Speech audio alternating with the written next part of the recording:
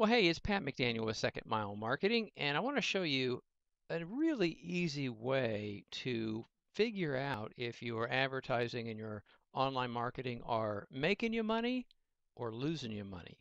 And it's really important that you do this. I can't tell you how many times I have interacted with business owners and or we've taken on new clients where we're helping them with their online marketing, and they don't keep track of um, their costs. They don't keep track of which uh, methods of advertising are working and which ones are not. What a lot of people think in their mind is I spend X to get me some exposure out there and then it leads to business. But that's just an assumption there. You don't really know if you're going to have business. Let's talk about buying a proverbial billboard and you spend $3,000 a month on it. Wouldn't you like to know that you're getting at least $3,000 of business out of it? Of course you would.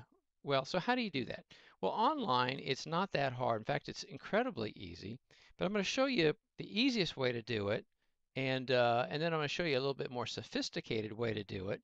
And either way has an advantage here. So let's start out by talking about the general process. Okay, so the general process is this. On your website, you're going to need to create a special page where you're going to send traffic so that you have control over that traffic. We call it a solar system, and that means everything that goes to that particular landing page is going to be measurable. Okay? You don't just want everybody showing up on this page because some of them may be your existing customers, and if they call you, you go, oh, wow, look at how many people are calling us, when in fact it's not any new business that you're getting from it. Okay, so you have a landing page, you have a special page set up where you send traffic to. Okay, and pay-per-click, Google AdWords and Yahoo and Bing, those work really well for this because you can have total control over how much traffic and what time of day to send it and all that stuff. Okay, so step one is a place where you're going to send the traffic to. Step two is you're going to put what we call a tracking phone number and a special or a different email address on your page.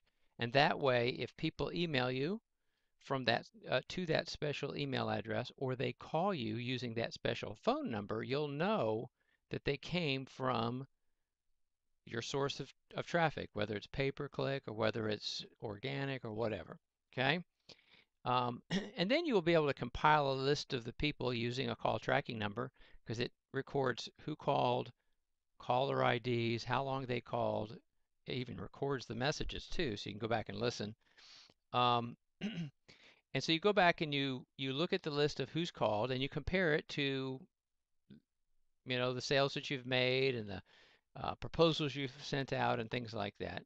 And then from there, you're able to calculate the amount of gross profit that you generated from this particular source of business, and then you compare it to the cost of acquiring customers using that source of business. Again, you can do this, if you will, with a billboard. Okay, and then you come up with your return on your investment. We spent $1,000, we made $2,000, or we spent $1,000, we made $300. That's your ROI. So let me show you an example here. And this is a friend of mine who I was helping him with. He has a sign company, and I was helping him with running some pay-per-click advertising to his site. And and here's what he did. He basically tracked. He would go back and look at the call logs. I would send him the call logs of all the people who called through the tracking phone number, and then he would compare that to the actual phone calls that they've gotten, because the way you can do it with the tracking phone numbers, every time the phone rang and he picked it up, if it was from this particular source, let's say pay-per-click traffic, it would tell him, it would say uh, uh, Google advertising or something like that, whatever you want it to say. So he knew, oh, this is one that's tracking. So then he'd write it down. And so then he would figure, he'd write down what the particular product he was selling, and how much the revenue was, and how much the gross profit is from that, and then the result. And so over the course of several months during the summer, we tracked all this, and here's what came out. Okay. He generated technically $5,767 of revenue from the pay-per-click advertising campaign. Okay. And he spent $1,500 doing the advertising. Okay.